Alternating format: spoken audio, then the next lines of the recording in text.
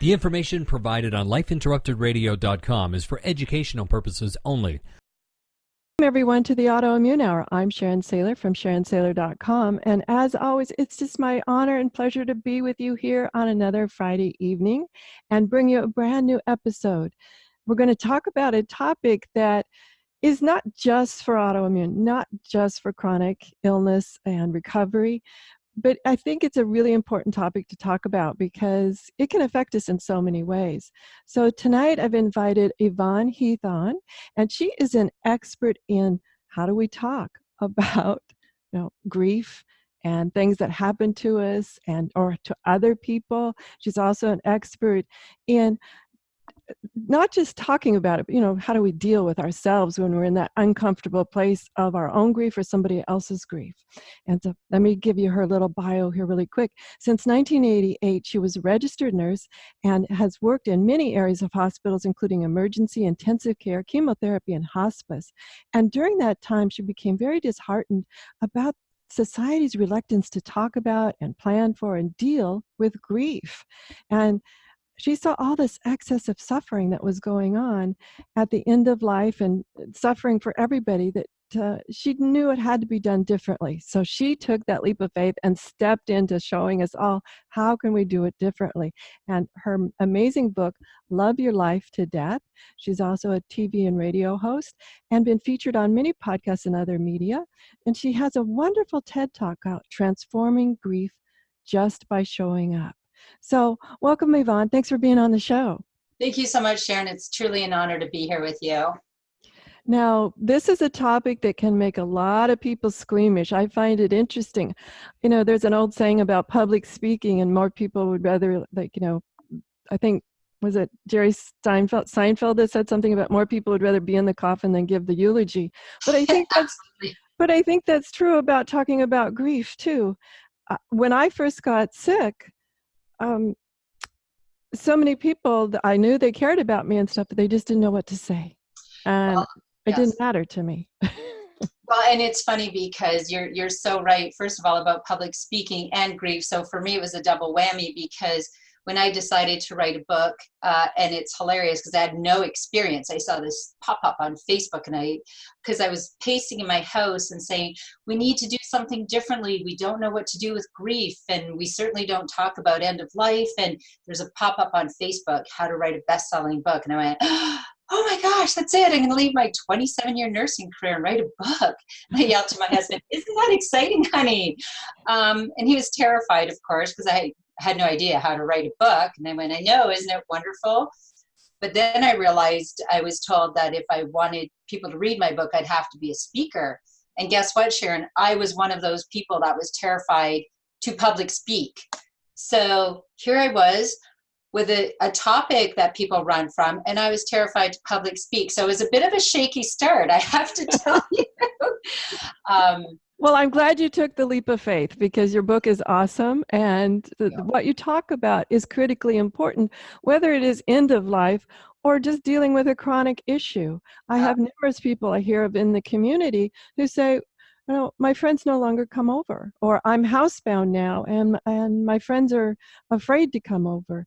And that's so sad to hear. It's really sad because it's so isolating when a time when having community around us can be so healing.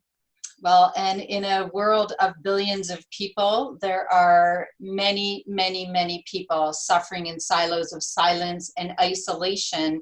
And it breaks my heart because we can do better if we talk about grief before it arrives. And the truth is, two things, I think. Number one, women in particular have been, we feel like we have a badge of honor if we can do it on our own and we do everything for everyone. So we're uncomfortable asking for help, actually, aren't we? Absolutely. We're so uncomfortable and we don't want to ask for help. And on the flip side, people feel like they have to fix it or they have to be a professional to be able to be a part of someone's journey. And the truth is, certainly in chronic illness, I know thousands of people who live with chronic illness. And you don't have to be a professional. Yes, you need professionals perhaps to be a part of that journey at times, but 24/7, you need your community. your family, your friends, whoever, your neighbors, your coworkers, to be a part of that journey. And it's incredibly satisfying to be able to be a part of that journey. We don't know what to do or say, so we avoid. And that's what I want to change for people. Absolutely. I think that's really important, that we be open to talking about the topic is the first place to start.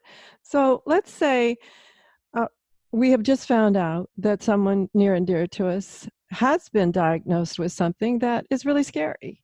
Yes. What do you suggest is the first place to start? I mean, I sometimes feel helpless myself, and I've been diagnosed with something that was really scary. Absolutely. And again, Sharon, why should we be comfortable? Because we don't have the conversations before. We don't develop coping skills and strategies, and we don't know that the most important thing, and I as in my TED Talk, I also said, when we don't know what to do, we don't know what to say, it's awkward, it's uncomfortable, and we can't fix it, the magic answer always is just show up.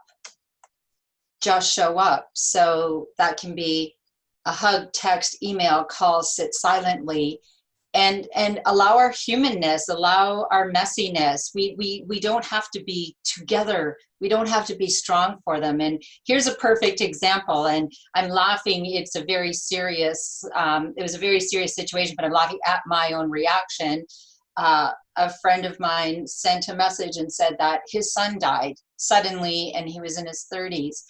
And I was just absolutely distraught. And even, when grief arrives in my life or in the lives of those I care about, it's still hard for me, right? Like it's not, this isn't easy. So I immediately said, oh my gosh, I don't know what to do or say. And I have my little, I just showed up bracelet to remind me, right? Just show up. And I just called. And the whole, there weren't any words. Like I was crying so hard that he's like, who is this? Because I was so distraught for him. And I just said, oh my gosh, my heart is broken for you. And I was just blurting and crying. And I was okay with that. That's the whole point, right? Like to just call and say, I don't know what to say, but I'm here, and my heart's broken too. My heart's broken for you. And I think that I tell people, just lead with your heart. Just lead with your heart. Don't try to think, is this the right thing to do? Should I call? Should I just show up? Just call. If they don't want to talk, they won't pick up the phone, or the conversation will be short. But sometimes even just saying, I am so sad for you and your family, and I'm here. And if they say thank you and hang up, that still meant something. You still showed up for them. And it isn't easy. And I tell people, don't wait for it to be comfortable, because it is not comfortable. Just show up anyway. Great advice. Now, a quick question that happened in my mind, though. Sometimes I run into people that get stuck in their own brokenheartedness and their own grief when they're trying to comfort someone else. And they're not picking up the cues that the person's trying to hang up or the person is trying to escape the room. Any suggestions that you've noticed that some cues that some people sometimes miss when they're like, it's not about you? Right over. Yeah. So first of all, such an important topic. I always say to people, can you please not answer someone's story with your story? Please don't do that. And again, let's talk about this before. When somebody says, I was just diagnosed with cancer and I'm terrified, the answer isn't, oh my God, my aunt was diagnosed with that and it was such a hard journey. And people get into, I still don't quite understand why people do that. So I encourage people, don't answer the story with your story. Just listen. Say, oh my goodness, tell me more. What is this like for you? Just listen. But the other piece on the other side, if you're the person and someone is telling, I used to tell chemo patients all the time, my chemotherapy patients, I'd say, I'm going to tell you something. People are going to tell their stories. And half the time they're going to be awful stories. And you know what? You have to be okay with having your boundaries, because when you are diagnosed when you're struggling with something, your health and your self-preservation needs to be your number one priority. So I just kind of say to people, you just kind of put your hand up. sorry, I need to interrupt. Can I ask you a question? Is this a positive story with a positive ending? Because if it's not, I'm sorry, I'm not interested in hearing. Or, sorry, can you do me a favor? I just need you to listen to my story. I just need you to nod. I need you, a tear would be nice. A hug. I tell people to tell people what you need. Tell people, I know they should get it. I know you've hinted. I know you've looked at your watch and they're still talking. Just be honest. When you're dealing with something, your own health is your number one priority. And if their feelings are hurt, they'll be okay, and they should understand. So just be honest. I was thinking about the time through my pregnancies when also there again you hear every good, bad, and not an irrelevant story possible about everybody's else's pregnancy. Same type of situation. Yes, I don't get it. I really don't. Why we have this need to connect, but people tell horrible stories. I was pregnant with twins, and somebody said, "Oh my goodness, my friend was pregnant with twins, and she was on bed rest for 9 months, and her legs blew up like elephants." Like, why would I want to hear that story? It's like a terrible story. I don't know what that is, but we have to just say, I just need to hear positive stories right now, or I just need to tell you my story. I just need you to listen. We need to be better at just saying what we need. That's a skill. That is a real developed skill Absolutely. to work on it. And that's also known as setting boundaries, everyone. Yeah. And oftentimes when you're going through the diagnosis, you may not know what you need. So what are some ways you found you counseled people to say, well, like, instead of saying, I need only positive stories, maybe I'm at that point where I'm just in that state of shock and I don't know what I need. I know it's not what's happening right now. Yep. Yeah. Well, and part of that also, and I say, if you're in the inner circle, because when you're grieving, that's the other thing, right? When you're grieving, I mean, again, grief is whatever makes your heart ache, and certainly having a diagnosis changes your life in that moment when you hear those words. So there's a lot of grief in that. And for that person, I say, you take it 1 minute at a time, and it's okay to not know what you need, but just stick to the basics of remember, eat, sleep, drink water, and take care of yourself. And then I tell the circle, okay, they don't know what they need. However, no matter if you have a diagnosis, the rest of life goes on, doesn't it? Mm-hmm. Right? The rest of life goes on. So if you are that circle who wants to just show up for that person, it's like, okay, Sharon doesn't know what she needs, but I know she hasn't put her garbage out for a week, and the lawn's a disaster, and grandkids need to be picked. Something, let's think of the things that might be meaningful for her and do those things for her. I mean, you don't even have to ask. Like in my father-in-law, and I love this because he can be a little crusty, but he has a good heart. It's just in a, crusty exterior. But across the street, his good friends, their 30-year-old son died suddenly. And of course, there's nothing, right? There's nothing you can do to repair that kind of grief. And you just need to be supportive. So they went away overnight, and he knew that they used to care about their grass. Obviously, that was the least of their worries at the moment. So he cut the grass, and they came home to their grass cut, So I tell people, when you're grieving, when you're in a crisis, you sometimes you can't even think of what you need. Just anticipate the needs around. Just anticipate them, and great advice. Do the best you can, right? Do the best you can. Great advice. Yes. And I also want to point out that during this time, during the diagnosis, yes, I was profoundly shocked, having trouble kind of taking it all in for sure. And there was grief going on. And I also had to acknowledge in some ways, probably I didn't do it the best or the smoothest, but other people in my world were also grieving for the situation, for me, for what it meant to them, a whole variety of things grieving. And how do you counsel the person who's got the diagnosis that it's not your job to fix those people's grief? Right. Well, and again, you have to, it's like, to me, there's like a circle. Here's the person who has the diagnosis, right? And I mean, they are in acute grief, and then you have the circle around them who want to help, but they're also grieving because suddenly mom or grandma or wife or whoever, sister, has their world has changed, so has yours. And then there's another circle of maybe there's support out there. So I tell people, reach out to the people, like the outer circle can reach out to counselors and ask for help. Like, say, I want to support this person, but I'm grieving also. Reach out to a counselor, reach out to somebody who has been through it, reach out, so that we should never try to do it alone, right? Like there's no having to do it alone. And that person, again, we often feel like, okay, I have to fix it for everyone else.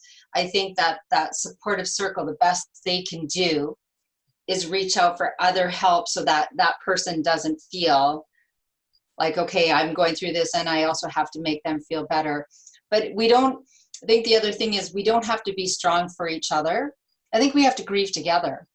I think that's part of it. Like, a lot of people think, oh my gosh, I have to be strong so that they're not suffering because I'm going through this. Let's just all grieve together.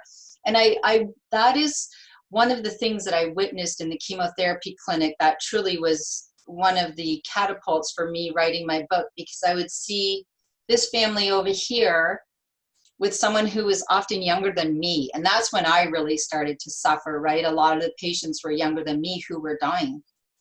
And I would see this family over here, and there were kids, and there were parents, and there was a spouse, and they were all crying together, and they were all laughing together, and they were angry, and they allowed all emotion, and they lived fully till the end of that person's life with all of the emotion. And then over here, you saw bitterness and anger and everyone trying to solve this unsolvable situation.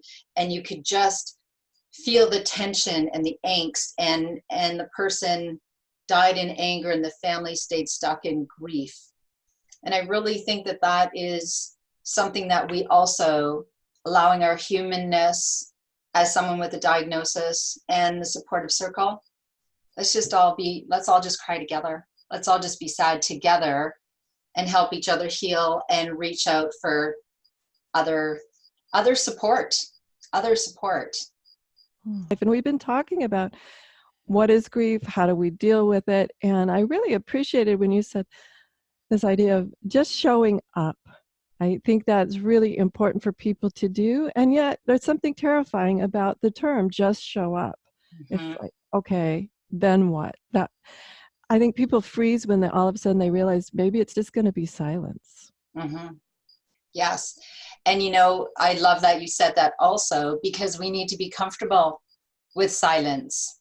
Silence is okay. It isn't our enemy. We're terrified. It's like, oh my gosh, no one's saying anything. It's okay to just sit with someone in the mud, in their grief, in the trenches of darkness, just sitting there. That is just showing up. Sometimes that's all they need. Absolutely. And I say, try and put yourself in their place in those moments of silence. Is that all they need? And sometimes that is it. I find sometimes just breathing in unison is helpful. And trying to match their breathing with my body language work and in my other world, my corporate communications world. Mm-hmm. Oftentimes you can find energetic shifts with people if you match their breathing. Say they're breathing high and rapid because they're in some stage of fight or flight. If I start breathing there and then I just continue to, over a period of time, just slow my breathing down to be deeper, more meditative type of breathing, we'll begin to notice just a shift in everybody's place, in everybody's energy, by just mindfully, one person saying, okay, silence is the best here, but the thing I can do is manage my breathing and continue to slow it down to be a more meditative type breathing, a more energetically filled breathing, not a panic breathing.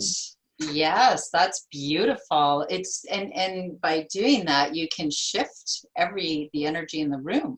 Absolutely. The idea of mirroring and matching is powerful, and it gives my brain something to do. So Mm-hmm. I'm not sitting there panicked like, should I Oh, be talking? Should I say something? What should I say? Should I say? No, I've got a mission. I've got a mission to bring everybody's breathing down to a place where they're getting enough oxygen to their brain yes. and that I they can love be in a better that. place. Sharon, I might have to steal that, but I'll let people Steal know. it away. I'll let people know I learned it from you. That's so extraordinary because that's true. When you're sitting in silence, and like people like me who can't sit still, what a wonderful thing to focus on and just, okay, can just breathe more intentionally and yeah, with that intention of connecting people through. Connecting people through breath, a very old yoga practice that works amazingly, regardless of whether it's a period of grief or a period of conflict. So Yes, I love that. That's wonderful. Great advice. Thank you. let's dive into some more things about let's say that first shock is past. We've made it through that first shock. Maybe, like you said, might have been a little messy, whatever, but we've made it through that first shock. What Mhm. have you found that is supportive for people? Maybe when do they get to that place where I'm fine? Yet something about the way they answer, you're like, I'm Sure. not so sure they're fine. I think what you're talking about is the polite conversation. Hi, how are you? I'm fine, thanks. Okay, great. If you need anything, let me know. Okay, thank you. I am, one of my missions is to eliminate the polite conversation because really, most of the time, that's what people want to hear. I'm fine. It's like, oh, phew, thank goodness. I checked in. They said they're fine. I did my bit. And it's funny because I mean, so people see me and they're like, oh gosh, here comes Yvonne. She's going to make someone cry because she refuses to stop at the polite conversation. So when someone says, I'm fine, and 30 years of nursing and becoming more intuitive, I say, no, really, can you share the truth? I know you'd like to just say you're fine, but how are you really? And I'm listening. And I'm just allowing that again. Now we can sit in silence and do our breathing. People want to tell their stories, and I think that was a really big life-changing thing for me, because as I was sitting here in this very spot when I decided to write a book, I sent out one email and I said, I want to hear from people. I want to hear from people who are experts, patients, client, whoever, who have been in the deep trenches of grief, now enjoying their lives again. I want to hear. And I just remember sitting here saying, I don't know if anyone will respond. And 5 years later, this is now, the stories haven't stopped coming. So in my book, I interviewed people ages 11 to 101. On my radio show and on my television show, I interview people who have hard journeys. People want to tell their story. We're just conditioned to give that polite, I'm fine response, right? Because most of the time people, they really don't want to hear. They're thinking like, oh, geez, I hope she just says she's fine. But as we become more and more open to just showing up and saying, no, really, I want to hear how you're doing, really, that will allow us to be more open, and that will allow people will realize how incredibly rewarding it is to be invited into someone's circle when they're having a hard time in their lives. I just actually interviewed someone yesterday named Patty for my I Just Showed Up radio show, and Patty is in the midst of placing her husband in a nursing home, and he's 57. Wow. And she called me in the morning and she said, I don't know if I can do it today. I'm having a hard day. This is a hard day. I mean, he was diagnosed 4 years ago. So he's my age. So this is a hard journey, needless to say. And I said to her, Patty, if you are okay to come on the show, I don't care if we cry. I don't care if we're messy. you have an important story to share, and I will just show up for you. I will hug you, and we will have some good moments and some hard moments. Let's just do it. And I know that many people she talks to, they're hoping she just says everything's fine. And we talked about that. Things are not fine. And like, she is right in the midst of this hardship. She's waiting for a call from a nursing home for her young husband. I mean, she is in the trenches of grief. And I said, let's just talk about this. So what I say, I want to share with everyone, if you are not fine, be okay with saying I'm not fine, and let people know you just need them to listen. It's not their job to fix it. And if you make someone uncomfortable, that's okay. It's good for them. It's good for them, right? It's okay. You don't have to fix it, but I'm going to tell you the truth. I'm not fine. This is really hard. And so again, it works both ways. We need to have the courage to not just say we're fine, because we are actually giving someone the opportunity to just show up for us, right? And part of just showing up, that I love that you said we don't have to fix it. And also, I want to reiterate, we don't have to tell our story that matches it. Oh my God. And the other part, the other part though, is also staying present and noticing where they are in their story. Are they in the midst of living this story, which in this case they probably are, or have they moved past it? Sometimes we're reliving or we're retelling the story, and those are two entirely different places that we would approach the additional conversation with. That are they, as they begin to tell me, are they reliving what just happened? Or even sometimes people relive things that happened decades ago. So it's important to listen from that place in your heart that goes, there's a lot of emotion still attached to this story. I can feel like they've almost energetically put themselves back in that situation or in the current situation in such a place that they're speaking from emotion instead of this place of just retelling the story. Because I think of how many times I'm past the diagnosis story now, and being on the radio show, I've told the diagnosis story, I don't know how many times, right? So I've gotten past that place of reliving the trauma of being told your life's different now, to that place of it's just a retelling story. Right. So put your listening ears on and with your heart on there, as understanding where they are in the healing journey of the story. Yeah, and I think that a little piece of advice I would give anyone is, when someone, you're not sure, if they're in crisis and where they are in their journey, when you know it's still a hard time, like with my friend Patty, when you say, how are you? It's awful overall. So I just say, how are you today? How are things today? Right? Because I know this is a hard journey. How are things today? And then maybe today is a good day. And then you say, how wonderful that today's a good day. Let's go get some ice cream. Or they say, today's an awful day. Then I'm going to sit here and listen. Right? Because asking how things are today, adding that word just says, I know overall this is a hard journey. And the other piece is that, like what you're talking about, sometimes people can share their story again. And sometimes I tell people that we can have a grief attack 10 years down the road, 15 years down the road, whatever, and you can feel like you're right back in it. Like one lady who said her son died 10 years ago, and she said, it's incredible that this year on his birthday was one of the hardest years. I don't know if it's because it's a decade, I don't know, but I really fell apart. And we don't need to fix that either. We just need to allow space for that, right? No one needs to hear, why are you crying? That was so long ago. Never say that, by the way, ever to anybody. Thank you very much. Because grief is grief, right? And people, we all grieve differently. We all have a different process, and we just have to acknowledge and allow it. And I mean, if we're concerned with someone who is, they aren't functioning in their lives, then we reach out for help, and that's a different story. But for someone to say, I'm really sad today, it's an anniversary, it's a whatever, I'm just having a hard day, it's okay.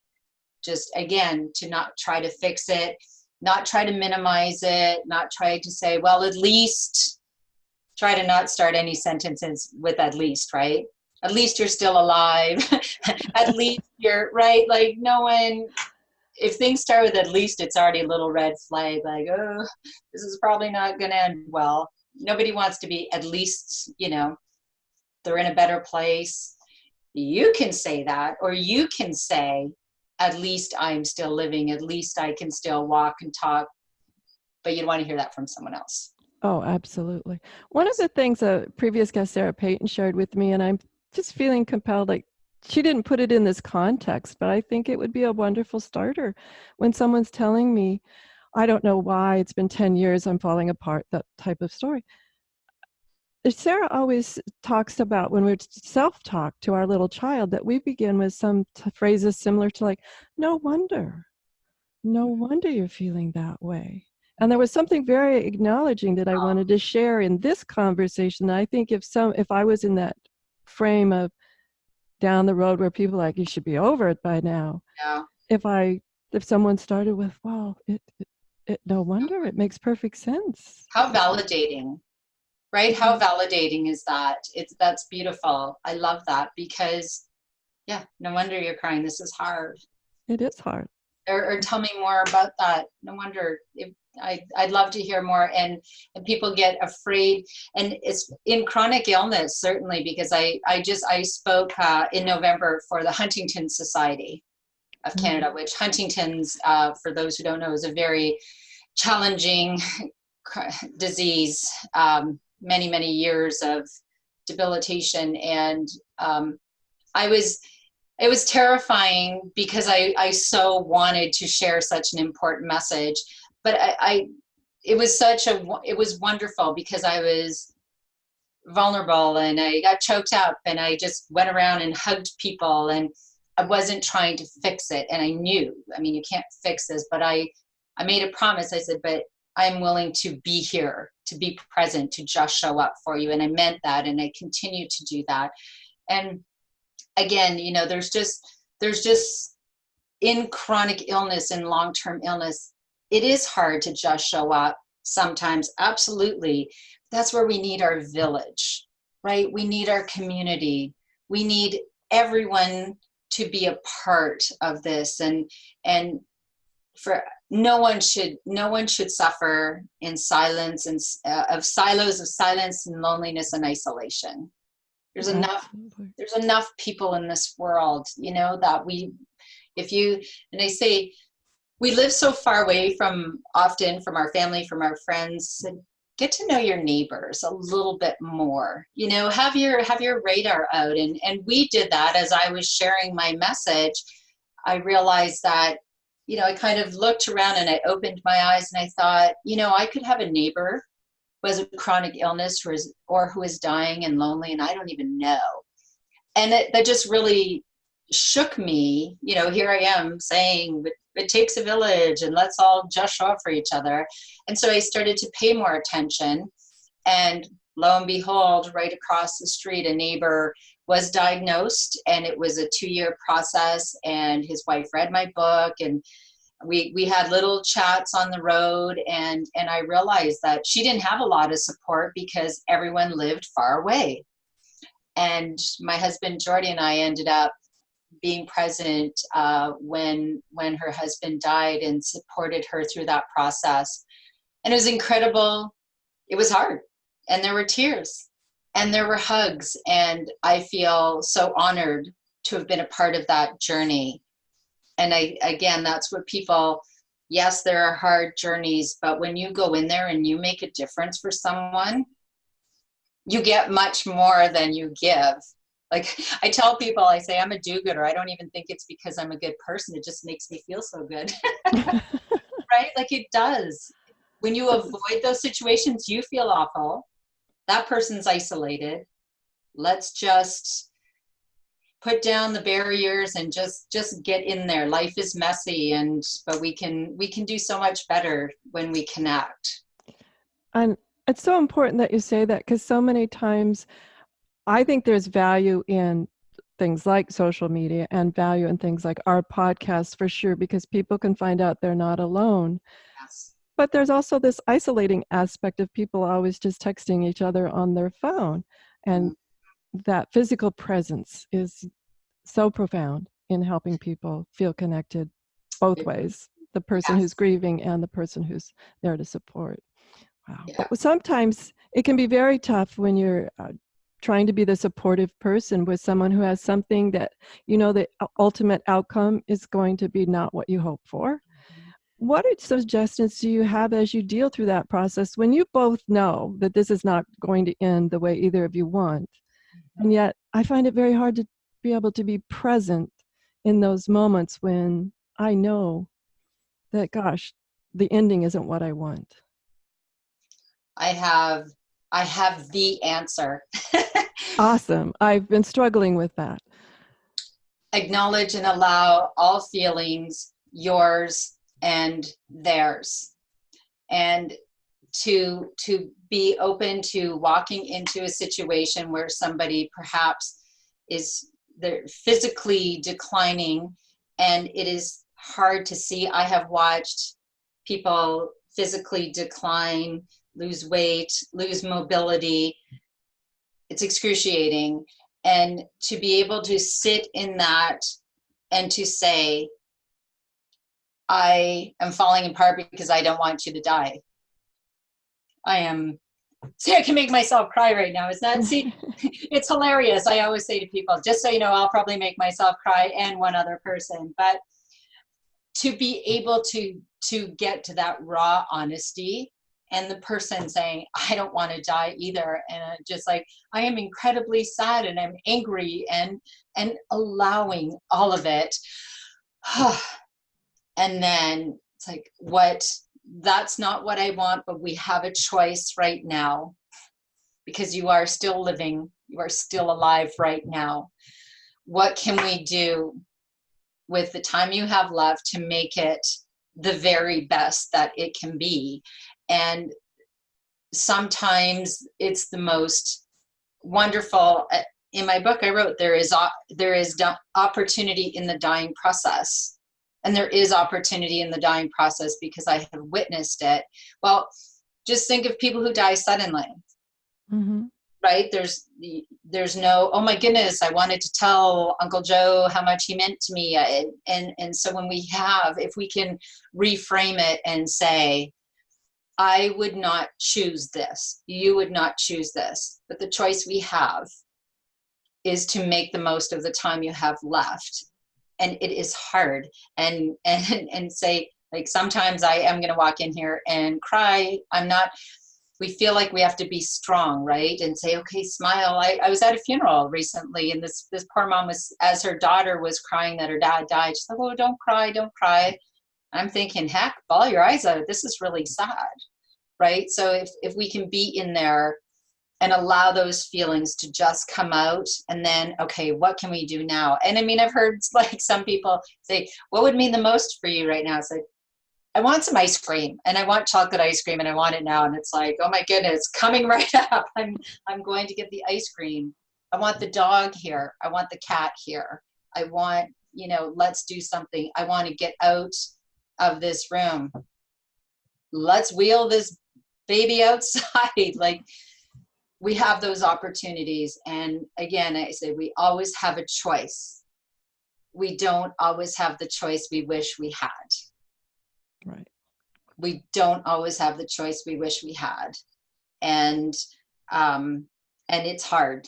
And like, easier said than done. Absolutely. Everything I talk about is everything right? There's so much that's easier said than done. But if we can acknowledge and allow all those feelings and get them out of the way, and not pretend that we are fine when we're not, and they don't have to try to be strong for you because, they don't want you to fall apart. Let's just fall apart, and then let's just get in there and live our best lives as long as we can. I think that's the best that we can do. Great advice. Much appreciated. Because with autoimmune, there are people that are stable and are able to manage it. And then there are, unfortunately, others where the long-term prognosis is very, very, very, and very unpredictable poor. too, right? You're not really sure. And that's also where I say to have those hard conversations about end-of-life planning and all of those, to get them out of the way. ideally before diagnosis, but as soon as possible, so that we can just live our best lives instead of waiting until someone is closer to end of life and then just saying, you know, we're getting closer here. We should have those conversations. That's an awful time to have those conversations. It really is. And I always encourage people to say, don't wait till you feel like talking about it. I mean, you don't wake up Saturday morning and say, you know, I'm going to have some coffee and some muffins, and this is a great day to do our end of life planning. I mean, like that just it doesn't happen, right? I feel like every young adult should do end of life planning, and then we should just update it as we go along, so that in chronic illness, in long-term illness, and at end of life, we've already done all that.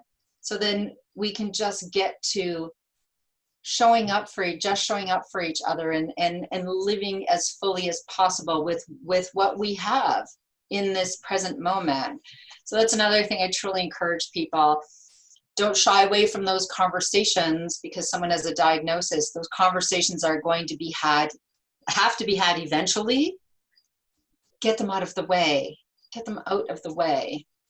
It's a great point. And I was reflecting on an elderly family member of mine who was recently asking people what they wanted or selling items, and as they called, simplifying their life. Yes. And it was interesting to me. At first, I was very emotionally upset by the whole thing, sort of righteous indignation. How dare you?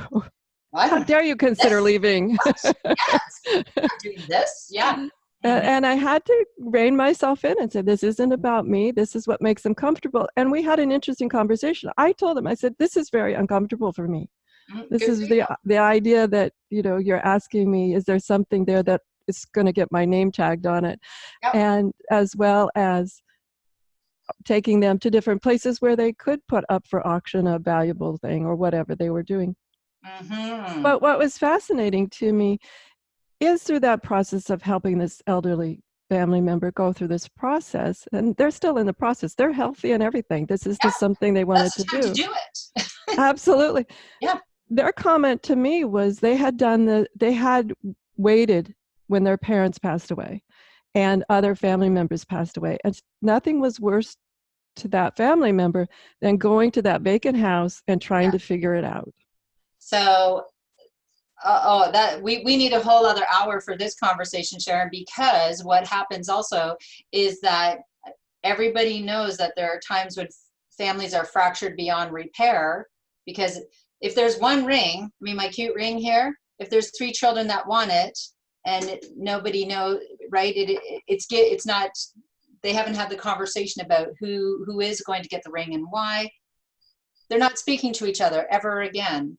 And it's interesting that you were uncomfortable with it, and good for you for acknowledging that. So interestingly enough, my mother and we do this on an ongoing basis.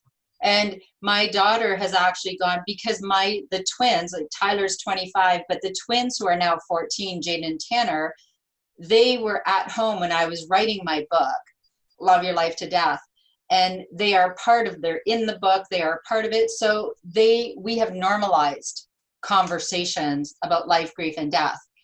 So my mom a few years ago started writing down names on all the trinkets. And I remember my daughter was at her house and said, oh, Grandma, do you think when you go to hospice that I could have this, please? Right? Like, and my mom's not sick. She's just saying, oh, you know, like, yeah, at that time. And my mom kind of went, well, geez, I'm not going for a while, I hope. And we all started laughing, right?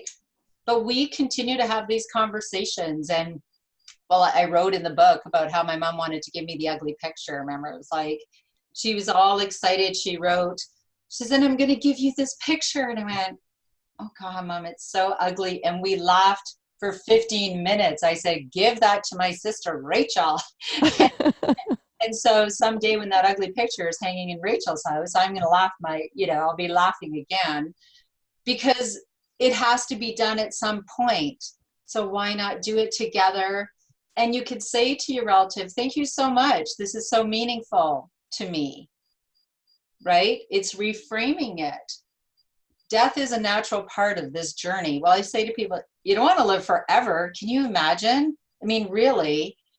Said, how long you been married? Oh, 499 years. I mean, my goodness, like our job is to live our best lives and pass the baton. And, you know, and that's another thing, is figuring out what you believe about life and death that can create ease and comfort for you, right? Some people believe in reincarnation. Some people have a religious belief. What do you believe that can help you navigate through life, grief, and death? It's so important to think about before you're facing it.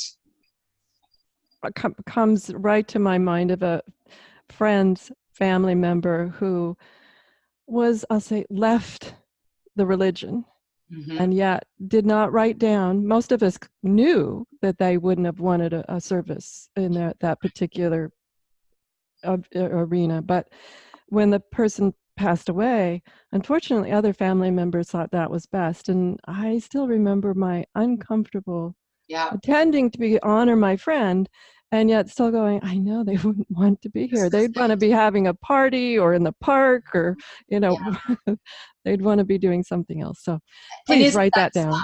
Yeah, that is really sad. Oh, yes. I say, I want to have a potluck, and I want everyone laughing and crying and telling everybody how funny and wonderful I was. That's my...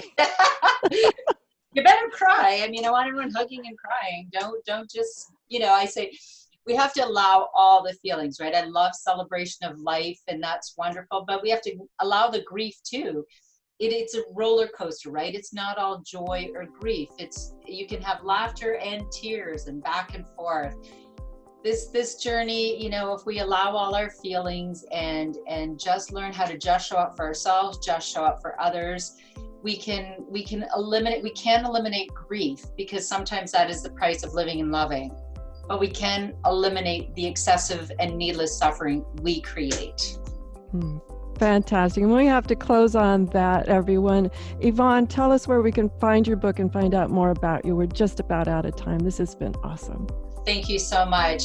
Anyone, loveyourlifetodeath.com. Feel free to follow. We have so much exciting stuff coming up, so I encourage you to follow us. And yes, certainly have a look at my TED Talk. It's on the website as well. Everyone, that was Yvonne Heath, author of the book Love Your Life to Death. Thank you so much, Yvonne. It was awesome. Really topics we need to approach and talk about, not just around autoimmune, as you guys heard, but in all areas of our life. Just imagine how that could be so helpful in all areas of our life. Everyone, have a great week, whatever your adventures. Join me over on Facebook at Understanding Autoimmune. It's our feel-good, good thoughts, all sorts of things, keeping a positive outlook page over there at Understanding Autoimmune on Facebook. Join me there as well. Enjoy. The information provided on the Autoimmune Hour, Understanding Autoimmune, and Life Interrupted Radio, including the websites understandingautoimmune.com and lifeinterruptedradio.com, plus social media, is for educational purposes only. What you read, hear, and see on the Autoimmune Hour, Understanding Autoimmune, and Life Interrupted Radio, and its websites, and other media outlets is based on experience only. The information should never be used for any legal, diagnostic, or treatment purposes. Always seek sound legal, medical, and/or professional advice regarding any problems, conditions, and any of the recommendations you see, hear, or read here on the Autoimmune Hour, Understanding Autoimmune, and Life Interrupted Radio.